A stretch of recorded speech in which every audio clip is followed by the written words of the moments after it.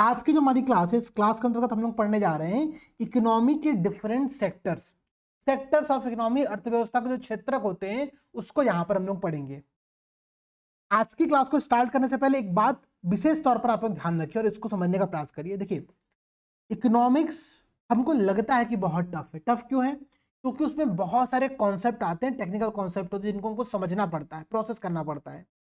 लेकिन अच्छी बात यह है कि आपके एग्जाम में जो प्रश्न पूछे जाते हैं उन प्रश्नों का जो नेचर होता है वो बहुत कॉन्सेप्चुअल नहीं होता है।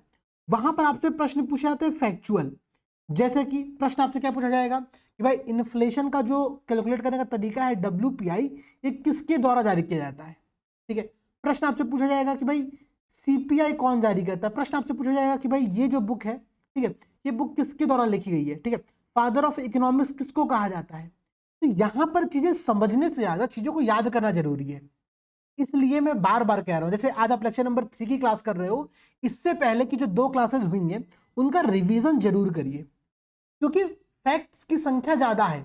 जैसे कि लेक्चर नंबर 3 के अंतर्गत मैंने जो आपको कंटेंट ग्रुप में शेयर किया था उसमें मैंने कुछ कम कंटेंट रखा था, बट आज की क्लास में मैं उस कंटेंट की संख्या को बढ़ा रहा हूं। तो जैसे आपने अगर PDF को प्रिंट कराया है और आपके PDF में वो पॉइंट्स नहीं है जो कि मैं डिस्कस करने जा रहा हूं, तो आपको बस करना ये कि एक ब्लैंक पेपर पर उस चीज को नोट डाउन करते चलिएगा। ठीक है, सो दैट कि वो चीजें रिवीजन करने में बहुत आसानी रहे। बार बार मैं कह रहा हूं, रिवीजन नहीं करोगे तो क्लास करने का कोई फायदा नहीं है। चीजें समझ में बाद में आती है, याद करना पहले जरूरी होता है। और मैं बहुत सिंपल एग्जांपल देता हूं कि भाई बचपन में आपने 2 का पहाड़ा याद किया था, 2 का टेबल याद किया था, उस समय घंटा कुछ समझ में नहीं आता था कि वो 2 का टेबल होता क्या है, 2 1 2 2 2 4 कुछ नहीं पता था। लेकिन हमने पहले उसको याद किया, 2 3 साल 4 साल बाद हम उसको समझने पर आगे बढ़े हैं। ठीक है, तो बात बहुत क्लियर है। जितने भी पॉइंट्स आप यहां पर देख रहे हो उन पॉइंट्स को याद करो, रट्टाफिकेशन बेहद इंपॉर्टेंट है। ठीक है, चलिए भाई देखो, किसी भी देश की अर्थव्यवस्था को हम बहुत सारे सेक्टर्स में डिवाइड कर सकते हैं। ठीक है, किस आधार पर? जैसे कि अगर हम जो अर्थव्यवस्था की गतिविधियां हैं, जो एक्टिविटी है, अगर हम उसके नेचर के, उसकी प्रकृति के अकॉर्डिंग डिवाइड करें तो हम उसको प्राइमरी, सेकेंडरी, टर्सरी, क्वार्टरनरी और क्वाइनरी, इस प्रकार के सेक्टर में डिवाइड करते हैं। आप कहोगे सर ये क्या होता है? भाई आपने पढ़ा है ना, प्राथमिक क्षेत्र गतिविधियां, द्वितीय क्षेत्र गतिविधियां, तृतीय क्षेत्र गतिविधियां। आधुनिक अर्थव्यवस्था में आपकी चतुर्थक और पंचम क्षेत्र गतिविधियां भी यहाँ पर शामिल हो चुकी हैं। तो ये किस आधार पर क्लासिफिकेशन है? तो उस एक्टिविटी के नेचर के आधार पर क्लासिफिकेशन किया जाता है। जैसे कि आप बात को समझने का प्रयास करो, अगर मैं प्राइमरी सेक्टर की बात करूं तो प्राइमरी सेक्टर की एक्टिविटीज किसको कहा जाता है? जहां पर हम नेचुरल रिसोर्स का दोहन करते हैं पहले लेवल पर, जैसे कि एग्रीकल्चर सेक्टर, फॉरेस्ट्री, ठीक है, फिशिंग, ठीक है, माइनिंग, ये सब क्या है? सब प्राइमरी सेक्टर की एक्टिविटीज कही जाती हैं, क्योंकि यहां पर आप प्राकृतिक संसाधनों का दोहन कर रहे हैं, उनका उत्पादन से यहां पर ये पूरा जॉब संबंधित है। ठीक है, तो बात क्लियर है। प्राइमरी सेक्टर क्या हो गया? कृषि, फॉरेस्ट्री, फिशिंग, एग्रीकल्चर, आपका क्या कहते हैं उसको, पशुपालन, आपका यहाँ पर एनिमल हस्बेंड्री आ गया। ठीक है, माइनिंग यहाँ पर आ गया। ये सब आपकी प्राइमरी एक्टिविटीज का हिस्सा होती है। ठीक है, बात क्लियर है। यहां पर जो चीजें निकलती हैं वो आपकी रॉ मटेरियल होती हैं, और इन रॉ मटेरियल का प्रयोग हम कहां पर करते हैं? सेकेंडरी सेक्टर में। ठीक है, तो सेकेंडरी सेक्टर में रॉ मटेरियल को प्रोसेस करके एक फाइनल इंड प्रोडक्ट का निर्माण किया जाता है, एक अंतिम उत्पाद का निर्माण किया जाता है, जिसका प्रयोग हम लोग करते हैं।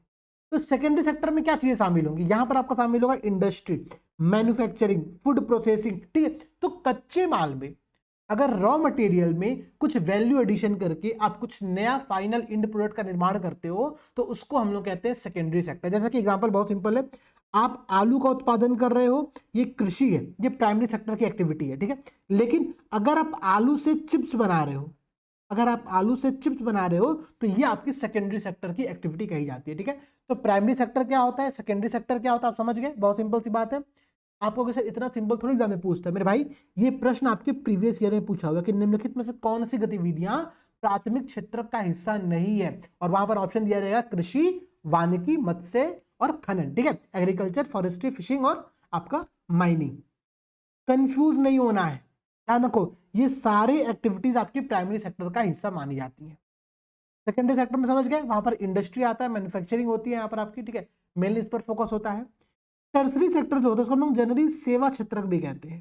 क्या कहते हैं? सेवा क्षेत्रक या फिर सर्विस सेक्टर कहा जाता है। ये क्या होता है भाई? यहाँ पर हम सर्विस प्रोवाइड करते हैं, वस्तु नहीं देते हैं, ठीक है, यहाँ समझिएगा। सेकेंडरी सेक्टर में क्या था, आप किसी वस्तु का उत्पादन कर रहे थे, ठीक है, आप चिप्स बना रहे थे। लेकिन टर्सरी सेक्टर में क्या है, यहाँ पर आप हॉस्पिटैलिटी दे रहे हो, यहाँ पर आप किसी होटल में जा रहे हो तो वहां पर आपका आतिथ्य सत्कार किया जा रहा है, ये क्या है, ये हॉस्पिटैलिटी है। तो टर्सरी सेक्टर में जनरली सर्विस प्रोवाइड की जाती है, जैसे कि banking service, education service, health service, ठीक है, ट्रांसपोर्टेशन की सर्विस, टूरिज्म की सर्विस, ये सब आपका टर्सरी सेक्टर की सर्विसेज कही जाती है, ठीक है। तो नेचर ऑफ एक्टिविटी के अकॉर्डिंग हम किसी भी अर्थव्यवस्था के जो सेक्टर्स होते हैं उनको प्राइमरी, सेकेंडरी और टर्सरी में डिवाइड करते हैं। प्रेजेंट टाइम में मॉडर्न इकोनॉमी में थोड़ा सा आपको यहाँ पर एक चतुर्थक क्षेत्र जिसको हम लोग क्वाटरनरी एक्टिविटीज कहते हैं और पंचम क्षेत्र जिसको हम लोग क्वाइनरी एक्टिविटी कहते हैं, ये दो भी आपको यहाँ पर देखने को मिल जाता है, ठीक है। चतुर्थक क्षेत्र का मतलब ये होता है जो कि नॉलेज बेस्ड सर्विस होती है। ध्यान दीजिएगा, बहुत इंपॉर्टेंट है, ये प्रश्न पूछा हुआ है कि अर्थव्यवस्था के चतुर्थक क्षेत्र से क्या संबंध समझते हैं आप, ठीक है। तो क्या भाई, नॉलेज बेस्ड सर्विस जैसे कि information technology, research and development, ये सब आपकी चतुर्थक क्षेत्र की एक्टिविटीज कही जाती हैं। पंचम क्षेत्र में क्या शामिल होता है, क्विनरी एक्टिविटीज में क्या शामिल होता है, तो यहाँ पर आपका जो हाई लेवल पर जो डिसीजन मेकिंग प्रोसेस होता है, जैसे कि आप गवर्नमेंट की बात कर लो, आप कोई बहुत ही हाई लेवल की कॉर्पोरेट मैनेजमेंट की बात कर लो, ठीक है, ये सब क्या है, ये सब आपका जहां पर उच्च स्तरीय निर्णय लिए जाते हैं, डिसीजन लिए जाते हैं, उनको हम लोग पंचम क्षेत्र में शामिल करते हैं। बात समझ गए। प्राइमरी, सेकेंडरी, टर्सरी बेसिक होता है। प्रेजेंट टाइम में आपको यहाँ पे क्वाटरनरी और क्विनरी, ये दो एक्टिविटीज यहाँ पर और देखने को मिल जाएंगी, ध्यान रखना, इंपॉर्टेंट है, एग्जाम में प्रश्न पूछेगा तो गलत नहीं होना है। प्रश्न क्या पूछेगा कि निम्नलिखित में से नॉलेज बेस्ड सर्विस को किस एक्टिविटी के अंतर्गत शामिल किया जाता है, ठीक है, तो कौन सी होगी वो, चतुर्थक क्षेत्र क्विनरी एक्टिविटीज में। पंचम क्षेत्र में क्या शामिल होगा, तो हाई लेवल डिसीजन मेकिंग, चाहे गवर्नमेंट की चाहे कॉर्पोरेट मैनेजमेंट की, ठीक है, दोनों यहां पर शामिल होता है। बात समझ गए। अच्छा भाई, वर्क कंडीशन के आधार पर, ठीक है, कार्य स्तर का जो माहौल है, ठीक है, उसके आधार पर हम इकोनॉमिक सेक्टर्स को दो पार्ट में डिवाइड करते हैं, ऑर्गेनाइज्ड और अनऑर्गेनाइज्ड, फॉर्मल और इनफॉर्मल सेक्टर कहा जाता है, ठीक है, औपचारिक और अनौपचारिक क्षेत्र कहा जाता है। औपचारिक क्षेत्र जहां पर जो व्यक्ति जॉब कर रहा होता है, ठीक है, उसके पास बहुत सारे राइट्स होते हैं कि भाई आपको 8 घंटे काम करना है, आपको मेडिकल इंश्योरेंस भी मिलेगा, आपको हेल्थ इंश्योरेंस मिलेगा, आपको लाइफ इंश्योरेंस मिलेगा, आपको छुट्टियां मिलेंगी, ये ऑर्गेनाइज सेक्टर होता है, ठीक है। अनऑर्गेनाइज सेक्टर क्या होता है, जहां पर आपको कोई भी अदर फैसिलिटी नहीं मिलने वाली है, आपका काम है 8 घंटे काम करना, तो आपको 8 घंटे काम करने के बदले आपको यहाँ पर सैलरी मिलेगी, ठीक है। तो ध्यान समझिएगा, ऑर्गेनाइज सेक्टर और अनऑर्गेनाइज सेक्टर वर्क कंडीशन के आधार पर डिवाइड होते हैं। अच्छा भाई, एसेट ओनरशिप के आधार पर, ठीक है, किसी कंपनी का मालिक कौन है, इसके आधार पर हम क्या करते हैं, कंपनियों को दो पार्ट में फिर से डिवाइड करते हैं, ठीक है, इस पूरे क्षेत्र को दो पार्ट में फिर से डिवाइड करते हैं। हम कहते हैं ना यार पब्लिक सेक्टर की जॉब चाहिए, नहीं यार प्राइवेट सेक्टर की जॉब अच्छी नहीं है, दहेज कम मिलता है, सोचते हो ना आप लोग, ठीक है। तो समझो मेरी बात को, पब्लिक सेक्टर और प्राइवेट सेक्टर क्या है, पब्लिक सेक्टर जिसका ओनरशिप मैक्सिमम 51% से ज्यादा या फिर एक मैक्सिमम ओनरशिप आपका गवर्नमेंट के पास, उसको हम लोग कहते हैं पब्लिक सेक्टर की कंपनी, ठीक है। प्राइवेट सेक्टर की कंपनी जैसे कि भाई आपकी रिलायंस हो गया, टाटा हो गई, सब आपकी प्राइवेट सेक्टर की कंपनी कही जाती है। बात क्लियर है। इकोनॉमिक सेक्टर का डिवीजन पूरा आप लोग समझ गए, बहुत बेसिक है लेकिन इंपॉर्टेंट है, एग्जाम में यहाँ से प्रश्न आपको देखने को मिल जाएंगे। अच्छा भाई, एक और इंपॉर्टेंट टॉपिक समझो, कई बार ऐसे प्रश्न पूछे जाते हैं, एक दो बार आपके प्रीवियस ईयर में प्रश्न से देखने को मिले, तो ध्यान दीजिएगा। हम लोग जो वर्कर्स होते हैं ना, जो काम करने वाले लोग होते हैं, उनको कई बार उनके कॉलर के नेम से पुकारते हैं, कॉलर के रंग के आधार पर डिवाइड करते हैं। जैसे कि समझिएगा, कॉलर वर्कर उनको कहा जाता है, आप समझने का प्रयास करो, मैं आपको बहुत सिंपल एग्जांपल देता हूँ। Red collar job, red collar job क्या है, तो जो सरकारी कर्मचारी होते हैं, हम कहते हैं ना रेड टेपिज्म है, लाल फीताशाही यहाँ पर है, ठीक है। तो लाल रेड ये जो टर्म है जनरली गवर्नमेंट के संदर्भ में आता है, तो रेड कॉलर जॉब मतलब जो सरकारी कर्मचारी होते हैं, जो गवर्नमेंट एम्प्लॉइज होते हैं, उसको यहाँ पर शामिल किया जाता है, ठीक है। अच्छा भाई, और समझो, अगर हम ब्लैक कॉलर जॉब की बात करें तो क्या हुआ, जो माइनिंग का काम करते हैं, जो ऑयल ड्रिलिंग का काम करते हैं, ऐसे इंडस्ट्री में लगे जो मजदूर हैं, उनको हम लोग ब्लैक कॉलर जॉब कहते हैं, ठीक है, ब्लैक कॉलर जॉब कहा जाता है। अच्छा भाई, और समझने का प्रयास करो यहाँ पर आप लोग, ठीक है। हम लोग कहते हैं blue collar job, blue collar job कामगार वर्ग का वह सदस्य होता है जो कि मैनुअल लेबर करता है, शारीरिक श्रम करता है। जैसे कि अगर आपको घर बनवाना है तो आप क्या करोगे, किसी मजदूर को लेकर के आओगे, ठीक है, तो मजदूर को आप सैलरी कैसे दोगे, उसके 8 घंटे के हिसाब से आप उसको यहाँ पर सैलरी देते हो, तो प्रति घंटा मजदूरी के आधार पर वो व्यक्ति कमाता है, ठीक है। तो वैसे लोग हम लोग कहते हैं blue collar job. White collar job क्या होता है, तो वेतन भोगी होते हैं, इनका फिक्स्ड सैलरी होता है, ठीक है, ये फिक्स्ड एम्प्लॉय होते हैं, इनका काम जनरली किसी ऑफिस में बैठ करके होता है, ठीक है, तो व्हाइट कॉलर कहा जाता है। अब ऐसे याद करने का प्रयास करो ना यार, व्हाइट कॉलर पहन करके कौन जाएगा ऑफिस में, जिसको भाई प्रॉपर एसी में बैठना है, ऐसा कॉलर गंदा नहीं होगा, ठीक है, वही तो। अब कोई मजदूर एकदम व्हाइट कपड़ा पहन करके जाएगा काम करने तो उसकी हालत खराब हो जाएगी, ठीक है। तो व्हाइट कॉलर जॉब क्या हो गया, व्हाइट कॉलर जॉब एक वेतन भोगी पेशेवर होता है, एम्प्लॉय होता है, जो कि जनरली किसी ऑफिस में काम करता है, मैनेजमेंट में काम कर रहा है, ठीक है। ब्लू कॉलर जिसको प्रति घंटे मजदूरी मिलती है, कामगार वर्ग का सदस्य होता है, ठीक है। गोल्ड कॉलर जॉब किसको कहा जाता है, तो जनरली जो हाई स्किल प्रोफेशनल्स होते हैं, जैसे कि डॉक्टर, वकील, इंजीनियर, साइंटिस्ट, ऐसे लोगों को हम लोग कहते हैं गोल्ड कॉलर जॉब। कई बार अगर आप ध्यान दोगे यहाँ पर, कई बार गोल्ड कॉलर इसका प्रयोग उन लोगों के लिए भी किया जाता है, उन युवाओं के लिए भी किया जाता है जो कम वेतन पाने वाले कर्मचारियों के तौर पर काम करते हैं। जैसे कि समझने का प्रयास करना, ठीक है भाई, कुछ क्या है ना कि नए युवाओं की संख्या ज्यादा है, ठीक है, और उनके पास स्किल भी लगभग सबके पास है, तो हम लोग क्या करते हैं, कम वेतन पर लोगों को हायर किया जाता है, ठीक है। तो गोल्ड कॉलर से तात्पर्य कई बार ऐसे युवाओं से भी होता है जो कम वेतन पाने वाले कर्मचारी होते हैं, ठीक है, जो जीवन शैली जैसे कि आपका लाइफ स्टाइल संबंधित हो गया, फैशन इंडस्ट्री में हो गया, इंटरटेनमेंट पर खुलकर पैसे खर्चा करते हैं, ठीक है, मतलब एकदम युवा है, पैसे आ रहे हैं 10,000 रुपए खर्चा कर दे रहे हैं मस्त चिल मार करके, ठीक है, उनको बहुत लोड नहीं है, तो ऐसे लोगों को हम लोग उनके खर्च के पैटर्न के आधार पर, ध्यान समझिएगा, जैसे अभी तक हम लोग जो कलर कोडेड कॉलर जॉब की बात कर रहे थे, रंग आधारित कॉलर जॉब की बात कर रहे थे, वो हम बात कर रहे थे कि वो किस प्रकार का काम करते हैं। लेकिन गोल्ड कॉलर, अगर आपसे इस एक बहुत सिंपल से पूछे गोल्ड कॉलर जॉब कौन सी होती है, ठीक है, तो हाई स्किल्ड प्रोफेशनल्स को हम लोग गोल्ड कॉलर जॉब के अंतर्गत कंसीडर करते हैं। लेकिन कई बार इस गोल्ड कॉलर का प्रयोग उन युवाओं के लिए किया जाता है जो कि कम पैसे कमाते हैं लेकिन खर्चा पूरा करते हैं, ठीक है, तो उनके खर्चे के पैटर्न के आधार पर उनको हम लोग गोल्ड कॉलर जॉब कहते हैं, मतलब गोल्ड कॉलर वाले व्यक्ति कहते हैं। बात समझ रहे हो आप लोग, ठीक है, समझने का प्रयास करो। ब्राउन कॉलर तो जो मिलिट्री पर्सनल होते हैं, ठीक है, जो सेना में लोग होते हैं, सैन्यकर्मी होते हैं, उनको हम लोग ब्राउन कॉलर जॉब कहते हैं। ओपन कॉलर से मेरा मतलब ये होता है कि वे लोग जो वर्क फ्रॉम होम करते हैं, जो फ्रीलांसिंग करते हैं, इंटरनेट बेस्ड काम करते हैं, जैसे कि हम लोग, ठीक है, हम लोग ओपन कॉलर जॉब है, ठीक है। अच्छा, मैं अपने आप को बहुत कंसिडर नहीं करूंगा, लेकिन हमारे टीम में जैसे मानिए 10 लोग काम करते हैं, तो वो लोग क्या है, वो ओपन कॉलर जॉब है। आज हमारे साथ काम कर रहे हो सकता है कल कहीं और काम करें, परसों कहीं और काम करें, नरसों कहीं और काम करें, ठीक है, तो उनके पास फ्रीडम होती है, वो फ्रीलांसिंग कर रहे होते हैं भाई, ठीक है, कि रमन सर ने कहा कि एक पेपर बना के देना है तो रमन सर का ये काम कर दिया, किसी और ने कहा तो उसका भी ये काम कर दिया, ठीक है, तो ये ओपन कॉलर जॉब कहलाता है, ठीक है, आप समझ गए।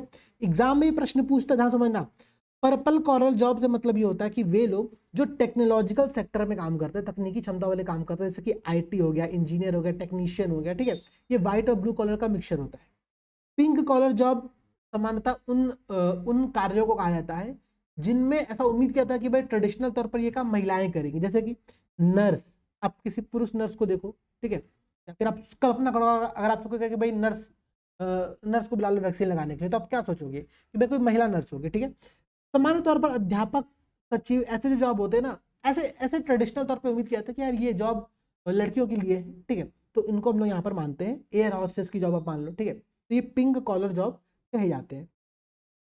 ऑरेंज कलर जॉब क्या होता है, तो जो अगर आप हॉलीवुड की मूवी देखते तो वहां पर आप देखोगे कि वहां पर जो जेल में प्रिजनर बंद होते हैं, उनका जो उनका जो कपड़े का कलर होता है वो ऑरेंज होता है, ठीक है, तो ऑरेंज कलर जॉब से मतलब ये होता है कि वैसे लोग जो जेल से संबंधित कुछ काम कर रहे होते हैं, ठीक है।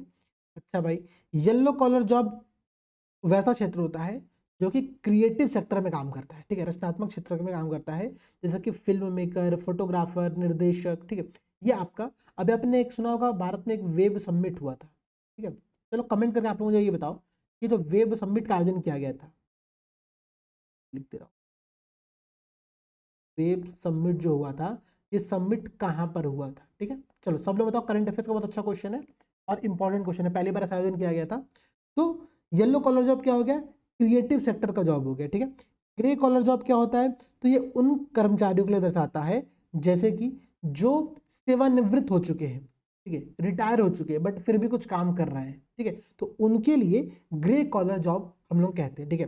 न्यू कॉलर से तात्पर्य होता है कि जो नई टेक्नोलॉजी आ रही है, जैसे कि artificial intelligence, chat GPT, cyber security, app development, तो ऐसे काम करने वाले लोगों को हम लोग न्यू कॉलर जॉब के तौर पर शामिल करते हैं, ठीक है। स्टील अथवा क्रोम कॉलर जॉब, तो रोबोटिक्स क्षेत्र में, ठीक है, रोबोटिक्स क्षेत्र में काम करने वाले लोगों को हम लोग स्टील या क्रोम कॉलर जॉब कहते हैं। ग्रीन कॉलर से तात्पर्य होता है जो कि इन्वायरमेंट सेक्टर में काम कर रहे होते हैं, ठीक है। स्कारलेट कॉलर जॉब उन लोगों को कहा जाता है जो कि पोर्नोग्राफी इंडस्ट्री में काम करते हैं, ठीक है। पोर्नोग्राफी इंडस्ट्री एक बहुत बड़ी इंडस्ट्री है, ठीक है, भले लीगल इलीगल वो एक अलग मुद्दा है, ठीक है, लेकिन ये इंडस्ट्री बहुत बड़ी है, ठीक है, यहाँ पर बहुत लोग काम करते हैं। तो ऐसे लोगों को हम लोग स्कारलेट कॉलर जॉब के तौर पर जानते हैं, ठीक है, ध्यान रखिएगा आप लोग। तो अभी हमने क्या देखा, देखो हमने देखा कि इकोनॉमिक सेक्टर को हम लोग किस प्रकार से डिवाइड करते हैं, ठीक है, प्राइमरी, सेकेंडरी, टर्सरी, मुझे उम्मीद है कि इतना तो आप लोगों को पता होगा, ठीक है।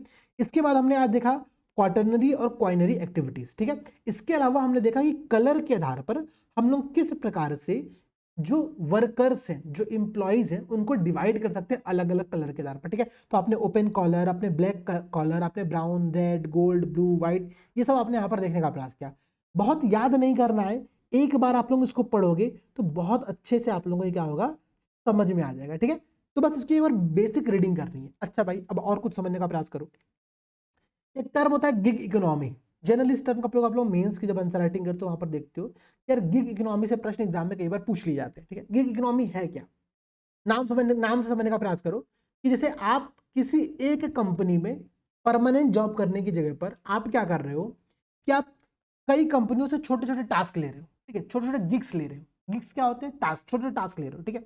तो ऐसे लोगों को हम लोग कहते हैं गिग इकोनॉमी, ध्यान दीजिएगा। जैसे कि भाई जो जोमेटो या स्विगी के माध्यम से आप खाना डिलीवर करते हैं, ठीक है, ओला, उबर, रैपिडो गाड़ी चलाने वाले जो लोग होते हैं, जो फ्रीलांसिंग काम करने वाले लोग होते हैं, कंटेंट राइटिंग कर रहे हैं, ग्राफिक डिजाइनिंग कर रहे हैं, कोडिंग कर रहे हैं, ठीक है, या फिर ऑनलाइन टीचिंग कर रहे हैं, ये लोग क्या है, ये लोग गिग इकोनॉमी कहे जाता है। प्रोफेसर क्यों? क्योंकि इनको महीने की तनख्वाह नहीं मिलती है, इनको क्या मिलता है, इनके काम के आधार पर। भाई आपने एक दिन काम किया, आपको उसकी सैलरी मिल जाएगी, आपने 2 दिन काम किया, आपको उसका पैसा मिल जाएगा, ठीक है, आपने कोई टास्क कंप्लीट किया, आपको उसका पैसा मिल जाएगा। तो गिग इकोनॉमी एक ओपन मार्केट सिस्टम होता है जहां पर परमानेंट नौकरियों की जगह पर टेम्पररी नौकरियां दी जाती हैं, ठीक है, जो कि उस ऑर्गेनाइजेशन के अल्पकालिक शॉर्ट टर्म कार्यों के लिए इंडिपेंडेंट वर्कर्स की हायरिंग पर आधारित होती है, ठीक है। यहाँ पर हम लोग परमानेंटली किसी से अनुबंध नहीं करते कि भाई ठीक है हम तुमको हायर कर रहे हैं, तुम्हारी सैलरी इतनी होगी, ऐसा कुछ नहीं होता है। गिग इकोनॉमी का मतलब ये होता है कि एकदम ओपन मार्केट सिस्टम होता है, आपके पास समय है, आप काम करिए, आपको उस काम के बदले पैसे मिलेगा, ठीक है। भारत में ये सेक्टर बहुत तेजी से बढ़ रहा है। क्यों बढ़ रहा है? देखिए 2 कारण है। कंपनियां जनरली ऐसे लोगों को हायर नहीं करना चाहती हैं जिसके बदले उनको फिक्स्ड सैलरी देना पड़े। वो क्या करती है, भाई मुझे जब तक काम है तब तक के लिए मैं हायर कर लेती हूँ, ठीक है, तो मुझे एक काम कराना, मैंने उसके लिए आपको हायर कर दिया। तो एक तरीके से आपका इनफॉर्मल सेक्टर, अनऑर्गेनाइज सेक्टर के अंतर्गत आ जाता है, ठीक है। और अभी देखो तो गिग इकोनॉमी से भारत में लगभग 56% नई नौकरियां उत्पन्न हो रही हैं, ठीक है। कहां पर? तो ब्लू कॉलर और व्हाइट कॉलर दोनों वर्गों में। व्हाइट कॉलर क्या था, आपको ऑफिस वाला काम था, ब्लू कॉलर क्या था, मजदूरी वाला काम था, ठीक है, कि भाई आप ओला चला रहे हो, रैपिडो चला रहे हो, ऐसे वाले काम। ये चूंकि एकदम फ्लेक्सिबल होता है तो जनरली जो कंपनियां होती हैं, जो नियोक्ता होता है, जो एम्प्लॉयर होता है, उसको इसमें बहुत फायदा होता है, ठीक है। लेकिन नुकसान किसका होगा? नुकसान होगा गिग वर्कर का, क्योंकि यहाँ पर उसको उसके बदले में सोशल सिक्योरिटी नहीं मिल रही है, सामाजिक सुरक्षा नहीं मिल रही है, हेल्थ इंश्योरेंस और तमाम छुट्टियां नहीं मिल रही है उसको यहाँ पर। तो ये एक बहुत बड़ी समस्या होती है। गिग वर्कर्स को हम लोग सामान्यतः दो पार्ट में डिवाइड करते हैं। एक जैसे कि प्लेटफॉर्म बेस्ड वर्कर जो होते हैं, दूसरे जो होते हैं नॉन प्लेटफॉर्म बेस्ड वर्कर, ठीक है। प्लेटफॉर्म बेस्ड वर्कर से मेरा तात्पर्य यहाँ पर यह है कि भाई कोई डिजिटल प्लेटफॉर्म जैसे कि ओला, रैपिडो, आपका स्विगी, जोमेटो, ठीक है, आपका ये जो कंपनियां हैं ये सब प्लेटफॉर्म बेस्ड सर्विस प्रोवाइड कराती है, ठीक है। तो उनको हम लोग शामिल करते हैं प्लेटफॉर्म बेस्ड गिग वर्कर में। Non platform based gig worker क्या होता है? तो ये पारंपरिक क्षेत्र में काम करने वाले एकदम अनऑर्गेनाइज्ड लेबर होते हैं, श्रमिक होते हैं, ठीक है, जिनको एकदम आंशिक या पूर्णतः स्वतंत्र के तौर पर काम कराया जाता है। भाई आप काम करोगे तो आपको उसका पैसा मिलेगा, सिंपल सी बात है। यहाँ पर कोई सोशल सिक्योरिटी शामिल नहीं होती है। तो गिग इकोनॉमी को लेकर के एक सबसे बड़ा कंसर्न ये है कि यहाँ के वर्कर्स के पास सोशल सिक्योरिटी नहीं होती। आपने एक न्यूज़ सुना होगा कि एक आई थिंक जोमेटो ड्राइवर था या कौन था, मैं एग्जैक्टली श्योर नहीं हूँ, ठीक है, वो अब चूंकि ये लोग कंपनियां क्या वादा करती कहती है भाई कि हम 5 मिनट में, ब्लिंकिट कहते हैं हम 5 मिनट में आपके घर पर सामान डिलीवर करा देंगे, ठीक है। तो इतना जल्दी कैसे डिलीवर कराएगा? इसका मतलब है कि इस ड्राइवर के ऊपर भी तो बहुत प्रेशर है, गाड़ी बहुत तेज चलानी है, चीजें बहुत तेज करनी है। इस चक्कर में कई बार इनके एक्सीडेंट हो जाते हैं, बट सोशल सिक्योरिटी न होने के कारण से इनको उसका लाभ नहीं मिल पा रहा है। ये इस पूरे गिग इकोनॉमी की समस्या है। गिग इकोनॉमी का मतलब समझ गए? फ्रीलांसिंग के तौर पर काम है, अनऑर्गेनाइज सेक्टर का काम है। कई बार एग्जाम में ये प्रश्न पूछेगा कि गिग इकोनॉमी से आप क्या समझते हो, 4 विकल्प वहां पर देगा तो आपको टिक करना रहेगा, ठीक है। अब ध्यान देना भाई, देखो कृषि और जो उसके एलाइड सेक्टर्स होते हैं उसके संदर्भ में कुछ बेसिक फैक्ट्स बता रहा हूं। ये फैक्ट्स एक बार देखना बहुत जरूरी है, ठीक है। याद कर लो, मैं तो ये कहूंगा जितने फैक्ट यहाँ पर आप लोग याद कर सकते हो, इसको आप लोगों को मतलब एकदम लर्न कर लेना है, कैसे समझने का प्रयास करो।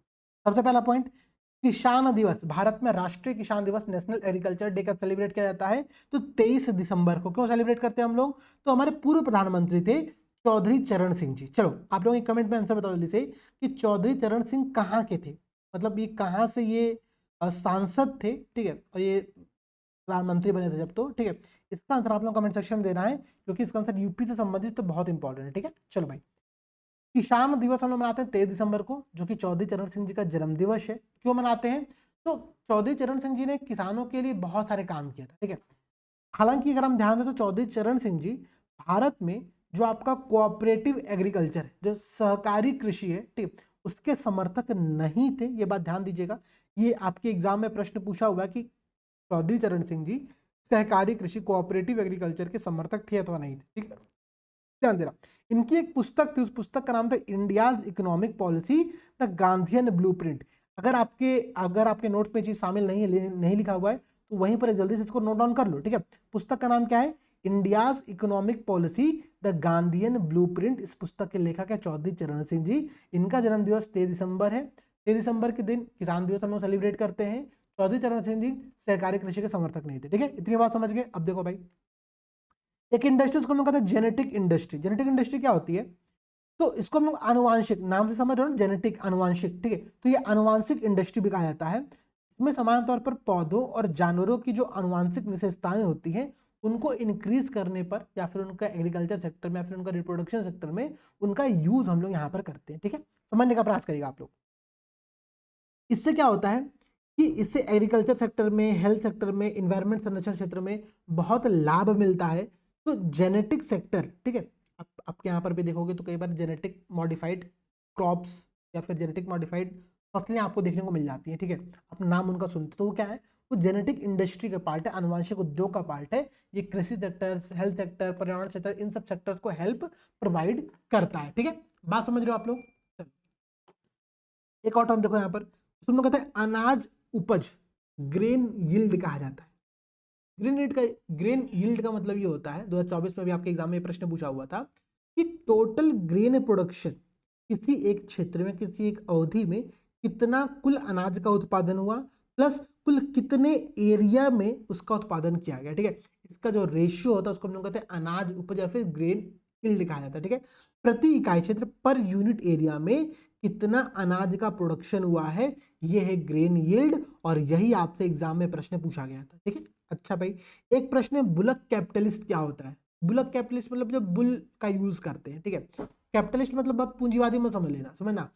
कैपिटलिस्ट मतलब ये है कि एक ऐसा किसान जिसके पास कैपिटल के तौर पर केवल बैल है, ठीक है, मतलब जिनके पास बहुत लिमिटेड संसाधन है और वो बहुत धनाढ्य नहीं है, उनको हम लोग कहते हैं बुलक कैपिटलिस्ट, ठीक है। क्या कहते हैं?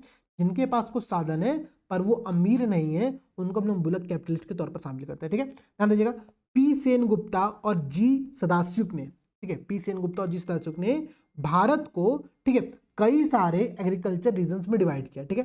उन्होंने 4 सम कृषि मैक्रो रीजन्स डिवाइड किए, ठीक है। 11 उन्होंने मेसो या फिर मेगा रीजन डिवाइड किया, और उन्होंने 60 माइक्रो रीजन डिवाइड किए, ठीक है। तो पी सेनगुप्ता और जी सदाशिव ने भारत को 4, 11 और 60 माइक्रो, मेसो और मैक्रो इस प्रकार के रीजन्स में डिवाइड किया है, देखना, ठीक है। एग्जाम में ये प्रश्न आप लोगों के ऑलरेडी पूछा हुआ है, ठीक है। अच्छा भाई, किसान क्रेडिट कार्ड योजना बहुत फेमस योजना है, केसीसी, हम लोग जानते हैं केसीसी का भी लिमिट भी बढ़ा दिया गया है, ठीक है। केसीसी जो योजना है ये सबसे पहले 1998-99 में शुरू की गई थी, तो इसको आप लोग ध्यान रखना। ये कई बार इस स्कीम के क्रोनोलॉजी ऑर्डर पे जब प्रश्न पूछा जाता है, या फिर कई बार डायरेक्टली ऐसे प्रश्न पूछा हुआ है आपके एग्जाम में कि किसान क्रेडिट कार्ड योजना को कब शुरू किया गया था, ठीक है। तो 1998-99 ये बात यहाँ पर आप लोग को ध्यान रखना है, ठीक है। एग्रीकल्चर सेक्टर में जो होल्डिंग्स होती है, जो लैंड्स होते हैं, उसको हम लोग उनके एरिया के अकॉर्डिंग 4 पार्ट में डिवाइड करते हैं, ठीक है। जैसे कि marginal holding, small holding, medium holding, large holding, ठीक है। सीमांत, लघु, मध्यम और बृहद जोत कहा जाता है। क्या रीजन होता है? तो देखो, मार्जिनल होल्डिंग या फिर सीमांत जोत उसको कहते हैं जो कि 1 हेक्टेयर से कम होती है, ठीक है। भारत में मैक्सिमम होल्डिंग लगभग 70% जो होल्डिंग है वो आपकी मार्जिनल होल्डिंग के अंतर्गत शामिल है, ठीक है, ध्यान दीजिएगा। भारत में जो स्मॉल होल्डिंग है जो कि 1 से 2 हेक्टेयर के मध्य में आती है, वो लगभग 17% के अराउंड है।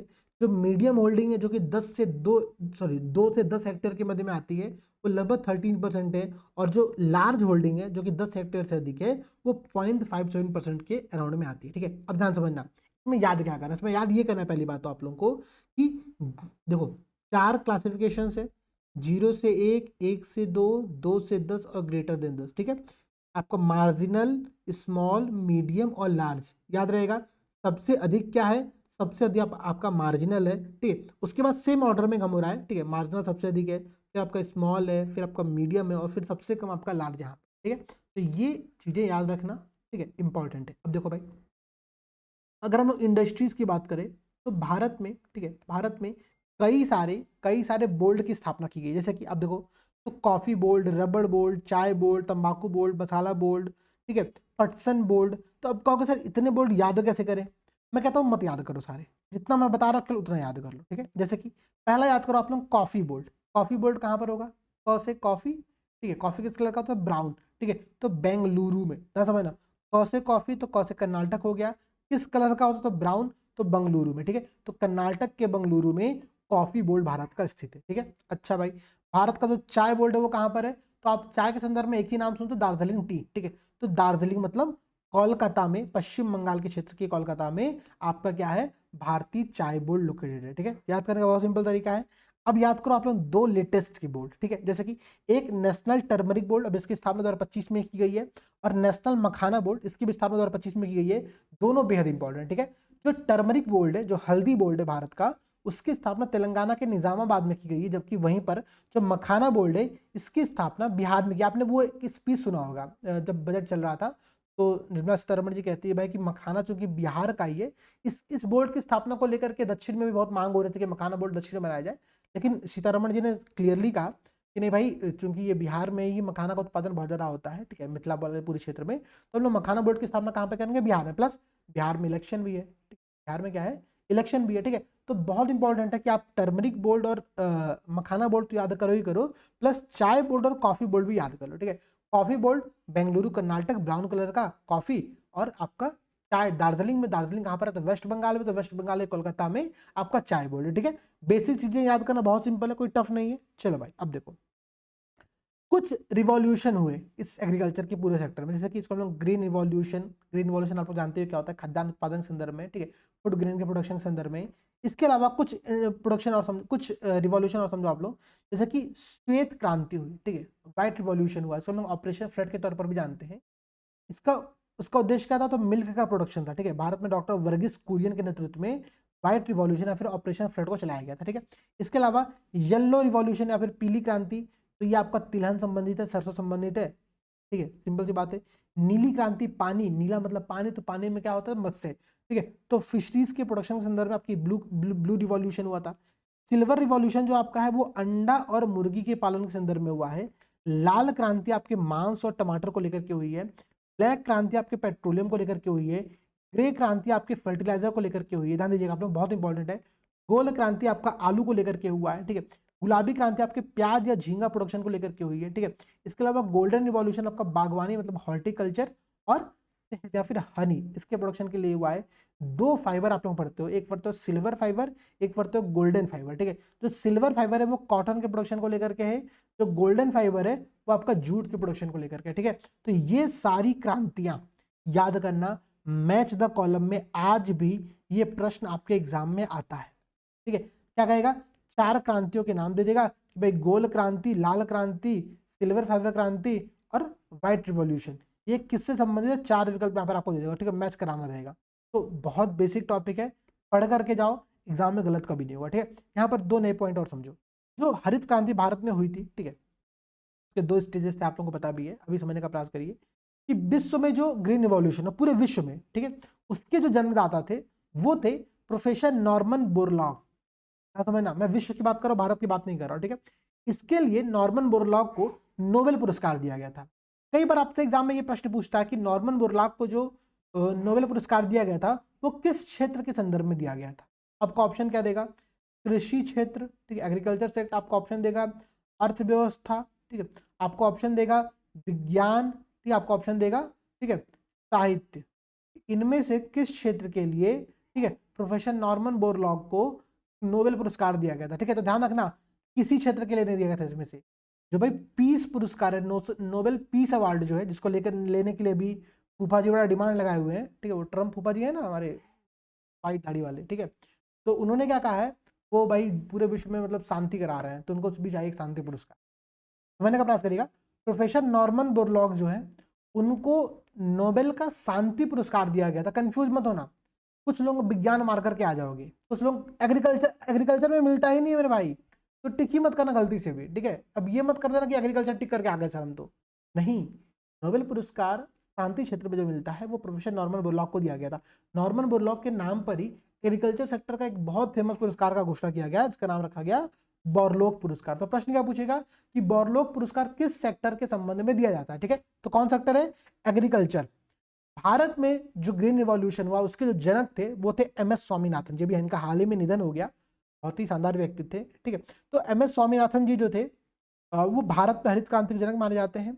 भारत में हरित क्रांति का जो सबसे ज्यादा पॉजिटिव इंपैक्ट रहा वो दो प्रमुख फसलों पर रहा, गेहूं और चावल। ना समझना, व्हीट और आपका राइस, इन्हीं दो के प्रोडक्शन पर इसका प्रभाव पड़ा है, बाकी फसलों पर इसका प्रभाव नहीं पड़ा, क्योंकि जो हाई इल्डिंग वैरायटी के जो सीड्स का प्रयोग किया गया था वो गेहूं और चावल के लिए मेजर तौर पर किया गया था। ठीक है, अच्छा भाई समझो, और समझो कि जो ग्रीन रिवॉल्यूशन का जो इम्पैक्ट देखने को मिलता है, अगर हम रीजनल वाइज बात करें, क्षेत्र के अकॉर्डिंग बात करें, तो पंजाब, हरियाणा और जो वेस्टर्न यूपी का पूरा एरिया है, इसी क्षेत्र के किसानों को सबसे अधिक लाभ हुआ ग्रीन रिवॉल्यूशन का।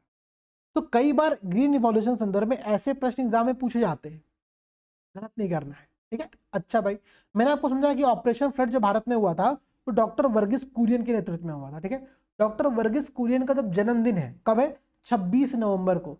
तो 26 नवंबर को हम लोग क्या करते हैं, राष्ट्रीय दुग्ध दिवस, नेशनल मिल्क डे को सेलिब्रेट करते हैं। दो डे आपने याद किया, नेशनल एग्रीकल्चर डे और नेशनल मिल्क डे। ठीक है, नेशनल एग्रीकल्चर डे कब था, सबसे पहले हमने पढ़ा था 23, ठीक है 23 दिसंबर, 23 दिसंबर याद है, और 26 नवंबर को हम लोग क्या पढ़ रहे हैं, नेशनल मिल्क डे पढ़ रहे हैं। दो चीजें बहुत इंपॉर्टेंट है, याद रखिएगा, एग्जाम में सब प्रश्न पूछता है। अच्छा भाई कुछ यहाँ पर पॉइंट और समझने का प्रयास करो। एक तो बहुत इंपॉर्टेंट पॉइंट मैं आपको ये बता रहा हूँ, जो MSP होती है, ठीक है, जो मिनिमम सपोर्टिंग प्राइस होता है, जो न्यूनतम समर्थन मूल्य होता है, वो होता क्या है, सरकार एक कुछ फसलों के लिए सरकार एक मूल्य घोषित करती है, कहती है भाई कि ये है इसका MSP, मिनिमम सपोर्टिंग प्राइस। अगर मार्केट में किसी फसल की कीमत MSP से कम हो रही है तो सरकार ये दावा करती है, सरकार ये कहती है भाई मेरे पास फसल लेकर के आओ, मैं सब खरीद दूंगी इस कीमत पर, MSP पर। तो इससे क्या होता है, इससे किसानों को एटलीस्ट एक बात की श्योरिटी होती है कि मार्केट का प्राइस इस फसल के लिए इससे कम नहीं जाएगा, ये यहां पर क्लियर हो जाता है। ठीक है, तो ध्यान समझने का प्रयास करो। MSP क्या है, MSP किसानों के लिए सरकार के द्वारा घोषित किया गया कि मिनिमम मूल्य होता है कि अगर बाजार मूल्य इससे कम हुआ तो मैं आपकी इस पूरे फसल को खरीद लूंगी। क्लियर बात है। अच्छा शुरुआत कैसे हुई, तो 1965 में कमेटी बनाई गई, तो उस कमेटी का नाम था दंतेवाला कमेटी, इसी को हम लोग कृषि मूल्य आयोग भी कहते हैं। क्या समझना, 1965 में एक कमेटी बनी थी, उसका नाम था दंतेवाला कमेटी, इसी को हम लोग कृषि मूल्य आयोग भी कहते हैं, एग्रीकल्चर प्राइस कमीशन भी कहते हैं। बाद में इसी का नाम चेंज करके CACP कर दिया गया, ठीक है, commission on agriculture cost and prices का नाम कर दिया गया। और जो CACP है, प्रेजेंट टाइम में CACP 22 फसलों के लिए, ध्यान समझना बहुत इंपॉर्टेंट पॉइंट समझा रहा हूं, नंबर को लेकर आप लोग कंफ्यूज होते बार बार, ठीक है, 22 फसलों के लिए MSP की सिफारिश करती है, ध्यान समझिएगा। CACP क्या करता है, CACP 22 फसलों के लिए MSP की सिफारिश करता है, जिसको आगे चल करके CCEA, cabinet committee on economic affair, ठीक है, इसके द्वारा फाइनल कहता है। ठीक है, तो CACP का जो काम है वो केवल सिफारिश करना है, केवल सलाहकार प्रकृति का है। ठीक है, बाद में CCEA इसको अप्रूव करता है। तो ये दो बातें समझिएगा। ठीक है, अच्छा भाई और समझो, CCEA का नेतृत्व आपको पता है प्रधानमंत्री जी करते हैं, तो सिंपल सी बात है। 22 फसलें तो आपकी MSP के लिए हो गया। अच्छा CACP क्या करता है ना, एक फसल के लिए FRP की घोषणा करता है, फेयर एंड रिम्यूनरेटिव प्राइस। ठीक है, फेयर एंड रिम्यूनरेटिव प्राइस की घोषणा करता है। ये फेयर एंड रिम्यूनरेटिव प्राइस क्या होता है, इसको हम कहते हैं उचित और लाभकारी मूल्य। किसके लिए, तो ये करता है गन्ना के लिए, शुगर केन के लिए FRP की भी सलाह CACP के द्वारा दिया जाता है, जिसको घोषित करता है CCEA। एग्जाम में प्रश्न पूछेगा कि एमएसपी किसके द्वारा जारी किया जाता है, ठीक है, तो सीसीईए टिक करना है। सलाह कौन देता है, तो सीएसीपी देता है। दोनों में बहुत अंतर है, दोनों के डिफरेंस को समझिएगा आप लोग। अच्छा भाई, अब देखो जो 22 फसलें हैं, उन 22 फसलों में 14 खरीफ की फसलें हैं, 6 रबी की फसलें और 2 आपकी कॉमर्शियल फसलें, ठीक है, बात समझ गए। उनमें भी अगर आप देखोगे तो उन सारी फसलों का यहाँ पर मैंने नाम यहाँ पर आप लोगों को लिख करके दिया है, और बेसिक रीडिंग करिएगा, बहुत इंपॉर्टेंट है, ठीक है। तो 14 + 6 + 2 22, 22 + 1 आपका गन्ना, गन्ना के लिए आपकी एफआरपी है, 22 के लिए आपकी एमएसपी। अच्छा भाई, गन्ना के संदर्भ में यहाँ पर एक बात और समझो, स्टेट एडवाइज्ड प्राइस यहाँ पर जारी होती है, राज्य सलाहकारित मूल्य जारी किया जाता है, एसएपी इसको हम लोग कहते हैं, स्टेट एडवाइज्ड प्राइस। ये क्या होती है, तो जो प्रमुख शुगर केन प्रोडक्शन वाले राज्य होते हैं ना, उनके द्वारा एक गन्ना के लिए और मूल्य घोषित किया जाता है। देखो सेंट्रल गवर्नमेंट के द्वारा एक आपकी एफआरपी जारी हो गई, ठीक है, एफआरपी जारी हो गई, यहाँ पर कोई दिक्कत नहीं है। स्टेट गवर्नमेंट कहती है हम जारी कर रहे हैं एसएपी, एसएपी एसएपी सामान्य तौर पर एफआरपी से ज्यादा होगा, तभी उसका मतलब है भाई, मेरा मतलब क्या है, अगर एसएपी एफआरपी से कम हो गया, ठीक है, तो भाई सब लोग केंद्र सरकार को भेज देंगे ना अपना शुगर केन। तो जनरली राज्य सरकारें क्या करती है, जहां पर गन्ने का प्रोडक्शन बहुत ज्यादा होता है, तो अपने किसानों को खुश करने के लिए, किसानों को लाभ के लिए एफआरपी के स्थान पर एसएपी जारी करती है, जो कि सामान्य तौर पर एफआरपी से अधिक होता है। सामान्य तौर पर, कोई रूल नहीं है, लेकिन सामान्य तौर पर ये एफआरपी से ज्यादा होगा। जब एफआरपी से अधिक होगा, इसका जो डिफरेंस आता है एफआरपी और एसएपी का, इस डिफरेंस का भुगतान राज्य सरकारें करती हैं, क्योंकि राज्य सरकार ने कहा था कि भाई हम आपको, जैसे मतलब समझो केंद्र सरकार कह रही है कि एफआरपी हम 100 रुपये रख रहे हैं, राज्य सरकार कह रही है कि हम 120 रुपये रख रहे हैं। अब किसान क्या करेगा भाई, किसान जाएगा एसएपी बेचने, जब किसान यहाँ पर बेचेगा राज्य सरकार को, तो राज्य सरकार 100 रुपये मांगेगी केंद्र सरकार से और 20 रुपये अपने पॉकेट से देगी, तो अपना किसानों को यहाँ पर दे देगी, ठीक है। तो जो डिफरेंस होता है वो राज्य सरकारें वहन करती है, बाकी सब चीज आपकी इस प्रकार से चल रही होती है, ठीक है। अच्छा भाई, एक बुक है जो जारी किया जाता है, एक मैगजीन टाइप की, उसको हम कहते हैं हैंडबुक ऑफ एग्रीकल्चर, ठीक है। हैंडबुक ऑफ एग्रीकल्चर जारी करता है आपका आईकार, ठीक है, भारतीय कृषि अनुसंधान परिषद, Indian council for agriculture and research. ये जो संस्थान है, इस संस्थान के द्वारा भारतीय कृषि का सबसे प्रमाणिक जो बुक आती है वो है, उसका नाम है हैंडबुक ऑफ एग्रीकल्चर, ठीक है। ये भी आपके एग्जाम में प्रश्न पूछा हुआ है। अच्छा भाई, एक बात और समझो यहाँ पर आप लोग, नाफेड क्या है, तो नाफेड भारत में जो कृषि सहकारी संघ है, ठीक है, उसके लिए एक सर्वोच्च संस्थान है, ठीक है, एग्रीकल्चर कोऑपरेटिव ऑर्गेनाइजेशंस के लिए एक सर्वोच्च संस्थान है। इसकी स्थापना 2 अक्टूबर मतलब गांधी जयंती के दिन 1958 में की गई थी, ठीक है, 1958 में की गई थी। अच्छा, एग्रीकल्चर के संदर्भ में कुछ इंस्टीट्यूशंस के नाम देखिए आप लोग, जैसे कि भारतीय सब्जी शोध संस्थान, कहाँ पर है, वाराणसी में, ठीक है। केंद्रीय खाद्य तकनीकी अनुसंधान संस्थान, मैसूर।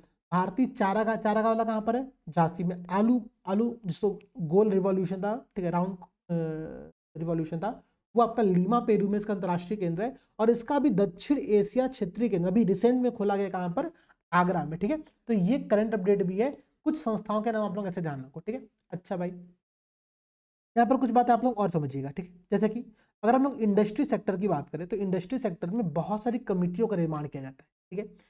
कई बार उन कमिटियों के क्रोनोलॉजी ऑर्डर आपसे पूछे जाते हैं, तो एटलीस्ट ईयर याद करते चलिए। जैसे कि गोरवाला कमेटी जो है 1951 में बनाई गई थी, ये प्रशासनिक लोक प्रशासन को लेकर के, पब्लिक एडमिनिस्ट्रेशन को लेकर के एक कमेटी थी, जिसने भारत के मिश्रित इकोनॉमी, मिक्स्ड इकोनॉमी, जो जवाहरलाल नेहरू जी का उस समय जो प्रधानमंत्री उनका जो सपना था, उस सपने के, उस विजन के संदर्भ में ये गोरवाला कमेटी बनाई गई थी 1951 में, तो ध्यान रखिएगा।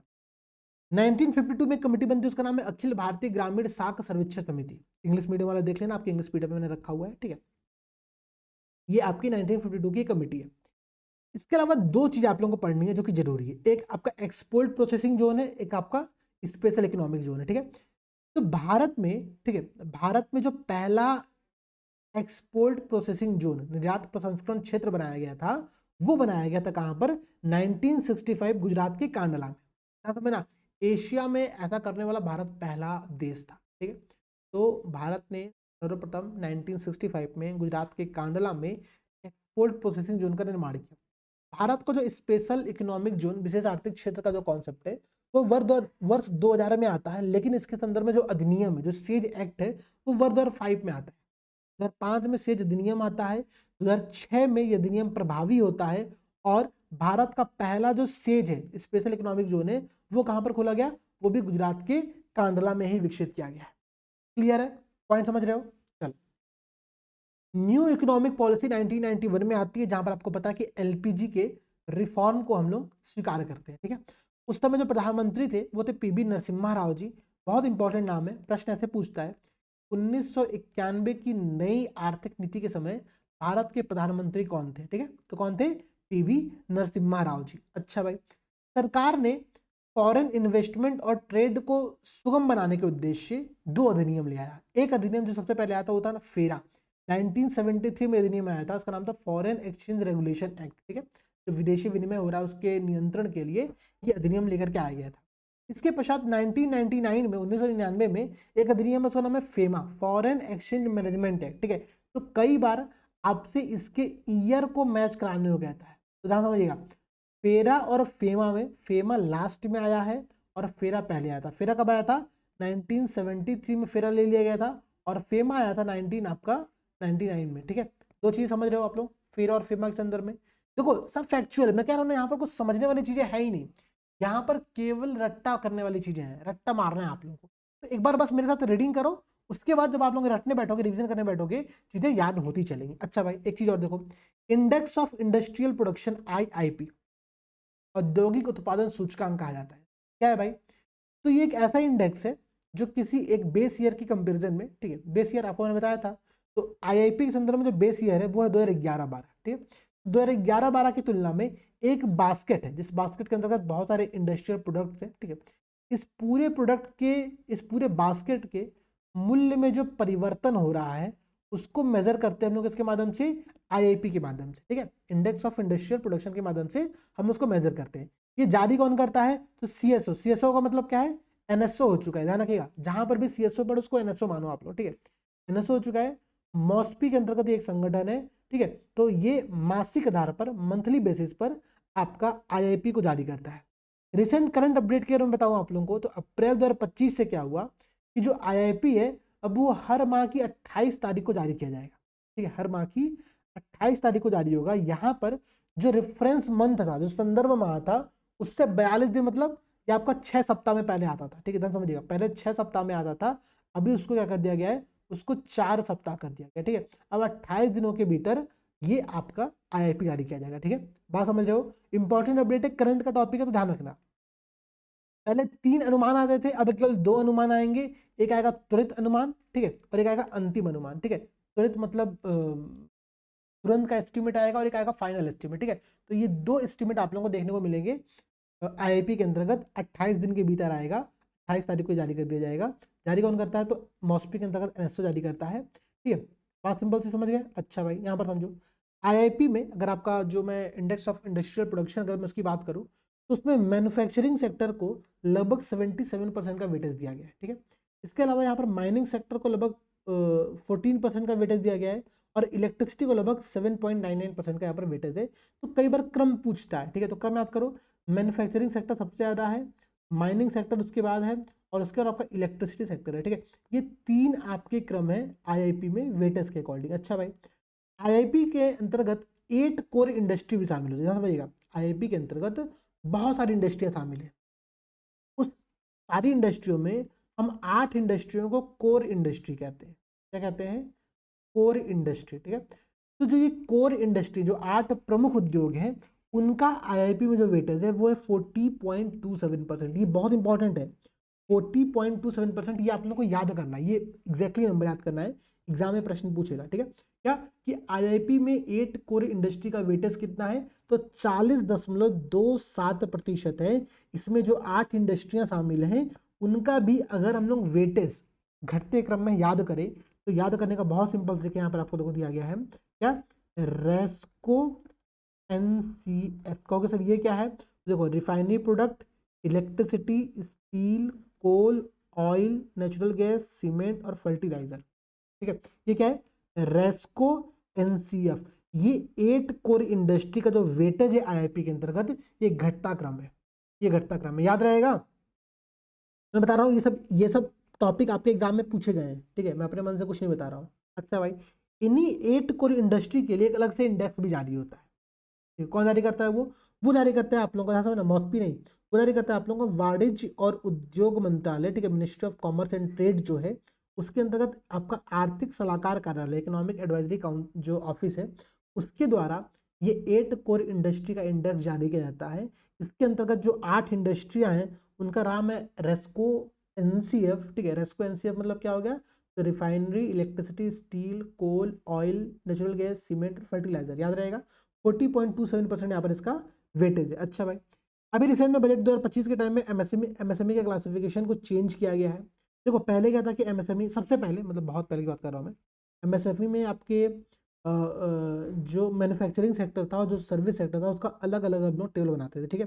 अभी वो नहीं है, हमने मैन्युफैक्चरिंग और सर्विस को मिक्स कर दिया है।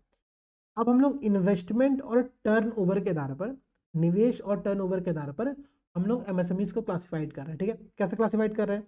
तो माइक्रो, स्मॉल, मीडियम, ये 3 प्रकार की इंडस्ट्रीज होती है, ठीक है, इंटरप्राइजेज होते हैं आपके एमएसएमई में। इन्वेस्टमेंट की अगर हम लोग बात करें तो अब जो रिवाइज्ड आपका आंकड़ा है, ठीक है, वो क्या है? 2.5, 25, 125। अगर 2.5 करोड़ से कम है माइक्रो, 25 करोड़ से कम है तो आपका स्मॉल, और 125 करोड़ से कम है तो आपका मीडियम, ठीक है। तो 2.5, 25, 125 ये आपका हो गया इन्वेस्टमेंट के आधार पर एमएसएमई का क्लासिफिकेशन। अच्छा भाई, अगर हम टर्नओवर की बात करें तो 10, 100 और 500, 10, 100 और 500। प्रश्न आपसे ये तो पूछ दे तो अच्छी बात है। प्रश्न एग्जामिनर क्या पूछेगा कि जो वर्तमान में जो सीमा थी उससे कितना गुना बढ़ाया गया, ठीक है। तो ध्यान दीजिएगा, पहले 1 था इन्वेस्टमेंट, अब उसको 2.5 कर दिया, मतलब 2.5 गुना बढ़ा। 10 था तो उसको 25 कर दिया, मतलब ये भी 2.5 गुना कर दिया गया, ठीक है। 50 था तो 125 मतलब 2.5 गुना कर दिया गया, ठीक है। जो इन्वेस्टमेंट है वो 2.5 टाइम्स बढ़ाया गया है, जबकि जो टर्नओवर है उसको केवल 2 टाइम्स बढ़ाया गया है। ये आप लोगों को याद करना है एमएसएमईज का क्लासिफिकेशन, जो करंट अपडेट है, बट मैंने सब आपको इसी टॉपिक के अंतर्गत शामिल किया, ठीक है। बहुत इंपॉर्टेंट है, याद करने का प्रयास करो, ठीक है। एक बार चीजों को समझो, अगले टाइम रिवीजन के तौर पर याद करना शुरू करो, ठीक है। स्मॉल इंडस्ट्रीज के लिए कुछ कमेटी बनाई गई भारत के अंतर्गत। कई बार इन कमेटियों की क्रोनोलॉजी ऑर्डर आपसे पूछी जाती है, ठीक है। जैसे देखो, Karve committee, Naik committee, Abid Hussain committee, Kohli committee, ठीक है, याद कर लो भाई। कार्वे आपके 1955, नायक 1991, आबिद हुसैन 1995 और कोहली कमेटी 2000 में, ठीक है। ये आपका पूरा क्रम इस प्रकार से है।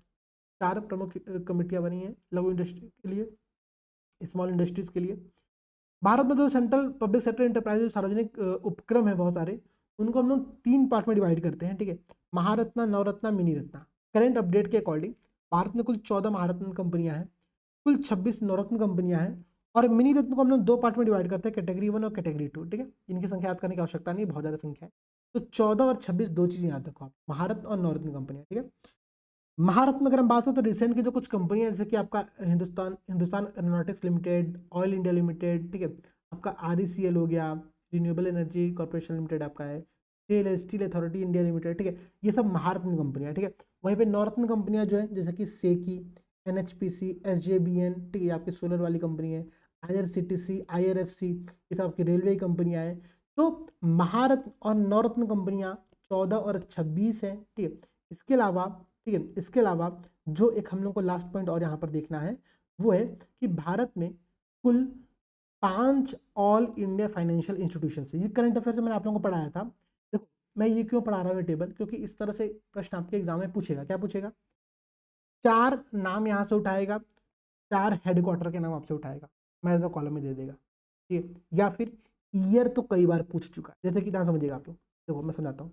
नाबार्ड की स्थापना 1982 में हुई, मुंबई में इसका हेडक्वार्टर है। नेशनल हाउसिंग बैंक, राष्ट्रीय आवास बैंक की स्थापना 1988 में हुई, नई दिल्ली में इसका हेडक्वार्टर है। सिडबी का हेडक्वार्टर लखनऊ में, बहुत इंपॉर्टेंट है, 1990 में इसकी स्थापना हुई थी। एक्सिम बैंक, एक्सपोर्ट इंपोर्ट निर्यात आयात बैंक जो है 1982 में इसकी स्थापना हुई थी, मुंबई में इसका हेडक्वार्टर है, ठीक है। ये आपका यहाँ पर आना चाहिए। नाबफिट, ठीक है, national bank for financing infrastructure and development, अभी रिसेंट में इसको शामिल किया गया है इसमें ऑल इंडिया फाइनेंशियल इंस्टीट्यूशंस में। 2021 में इसकी स्थापना हुई थी, मुंबई में इसका हेडक्वार्टर है, ठीक है। तो ये चीजें ध्यान रखो। अच्छा, यहाँ पर एक प्रश्न और पूछता है कि नाबार्ड की स्थापना किस कमिटी के सिफारिश पर हुई थी? किस कमिटी की सिफारिश पर हुई थी? चलो कमेंट करके आप लोग बताओ, ये आप लोग का आज का होमवर्क है कि नाबार्ड की स्थापना के लिए कौन सी कमेटी रिस्पॉन्सिबल है, किस कमेटी ने यहाँ पर सिफारिश किया था जिसके आधार पर नाबार्ड की स्थापना की गई थी। समझ गए? देखो ये मैं फिर से कह रहा हूँ, ये जो टॉपिक्स हैं फैक्चुअल्स हैं, ठीक है, आपको याद करना पड़ेगा। अब कैसे याद होगा, दो तरीका है। एक तो भाई मैंने क्या किया, मैंने आपको एक बेसिक इंट्रोडक्शन इस पूरे टॉपिक का दे दिया कि हाँ भाई ये चीज़ आप लोगों को ऐसे ऐसे पढ़नी है। मैंने आपको कंटेंट दे दिया है, कंटेंट प्रिंट आउट करा लिया होगा आपने, नोट डाउन कर लिया, जो करना होगा आपने कर लिया होगा। अब इसको याद करो। याद कैसे करना है, सुबह उठो कम से कम 5 से 6 बजे के अराउंड में, ठीक है, 2 घंटा प्रॉपर बैठ करके इस नोट्स को पलटो। अगर आप इकोनॉमिक्स का नोट्स एक सप्ताह लगातार पलट लोगे क्लास के साथ साथ, मैं गारंटी दे रहा हूँ एक एक चीज आपको याद हो जाएगी, कुछ नहीं बचने वाला आपका इसमें, ठीक है। बहुत बेसिक टॉपिक्स, बहुत सिंपल टॉपिक्स है। तो कोशिश करिए कि मेरे साथ आप लोग इस काम को करते चलिए पैरेलली। प्लस दूसरी बात, मैं कुछ क्वेश्चंस आप लोगों को एमसीक्यू इस टॉपिक से फ्रेम करके देता चलूंगा। प्लस एक बात और करो भाई, इकोनॉमिक्स का आप लोगों का वो होगा आप लोगों के पास घटना चक्र होगी पूर्वावलोकन की, सॉल्व करना आप स्टार्ट कर दो, ठीक है। हमने 3 इंपॉर्टेंट चैप्टर कंप्लीट कर लिया है। अब आप लोग रैंडमली इकोनॉमिक्स से क्वेश्चन सॉल्व करना स्टार्ट करोगे अपने बुक के पहले चैप्टर से, ठीक है, तो आपके क्वेश्चन सॉल्व होना स्टार्ट हो जाएंगे। उसको सॉल्व करिए, वो नहीं कर पा रहे हैं तो प्रीवियस ईयर क्वेश्चंस में आप इकोनॉमिक्स से क्वेश्चन ढूंढ ढूंढ के उसको अटेम्प्ट करिए, सॉल्व करिए, सॉल्व होंगे, ये मेरी गारंटी है, ठीक है। हमने 3 इंपॉर्टेंट एरिया अभी तक का कवर कर लिया है और बहुत सारे फैक्चुअल इन्फॉर्मेशन ऑलरेडी यहाँ पर देख लिए हैं। बाकी मिलते हैं आप लोगों से अगली क्लास में। क्लास के कमेंट सेक्शन में आप लोग बताना क्लास कैसी लग रही है, पढ़ाई कैसी चल रही है, कोई समस्या हो तो वहाँ पर एक बार कमेंट करो। और आप सभी को जय हिंद, जय भारत।